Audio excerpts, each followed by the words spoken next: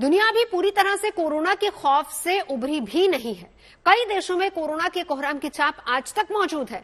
ऐसे में जब दुनिया के सामने एक बार फिर से एक और बीमारी का खतरा सामने आया है तो पूरी दुनिया अलर्ट पर है। हमारा तीसरा सवाल भी इसी से जुड़ा हुआ है और सवाल यह है कि क्या दुनिया पर फिर से मंडराने लगा है कोरोना जैसे वायरस का खतरा।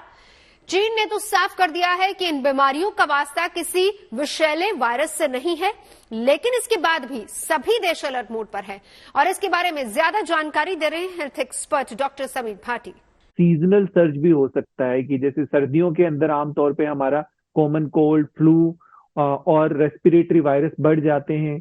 दूसरा, जैसे चाइनीज अथॉरिटीज बता रही हैं कि माइकोप्लाज्मा निमोनिया, जिसको वॉकिंग निमोनिया भी कहते हैं, जो एक तरह का बैक्टीरियल इन्फेक्शन है और जो कि वहां पर इस साल मई 2023 से ही उसके केसेस देखे गए थे और फिलहाल उनके पास पिछले महीने से आरएसवी, जो कि एक वायरल इन्फेक्शन है, और एडिनो वायरस, वो भी एक वायरल इन्फेक्शन है, उसके केसेस भी देखे गए हैं। तो अगर वैसे हम देखें तो ये सभी तरह की सीजनल इन्फेक्शन है, सीजनल वायरल और बैक्टीरियल इन्फेक्शन है, जो कि नए नहीं है, अननोन नहीं है।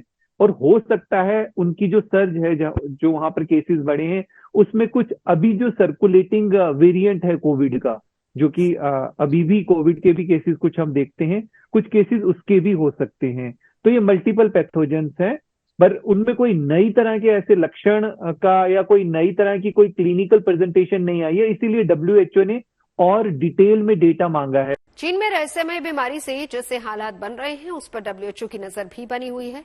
चीन से भारत की सीमा लगती है, करीबी देश होने के चलते जाहिर है कि संक्रमण बीमारी के फैलने का खतरा बना रहता है। हमारा पांचवा सवाल भी इसी से जुड़ा हुआ है। हमारा पांचवा सवाल है, चीन की इस संक्रामक बीमारी के भारत पहुंचने का कितना खतरा बढ़ जाता है। तो आइए इस पर भी एक्सपर्ट्स की राय लेते हैं। कि भारत की जैसे बात करें तो अभी हमारे पास तो पिछले साल भी कई तरह के हमने देखे थे, सर्ज थी।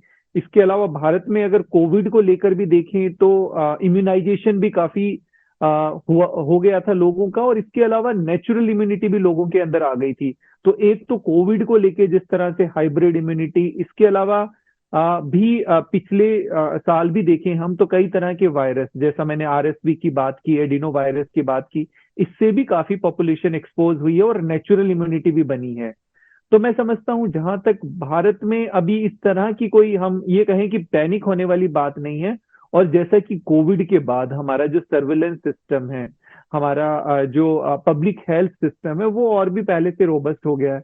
तो मैं समझता हूँ अभी उस तरह से पैनिक होने की जरूरत नहीं है। पर जैसे गवर्नमेंट की तरफ से जो दिशा निर्देश आए हैं, जो एडवाइजरी आई है, उसको बहुत जरूरी है हम फॉलो करें।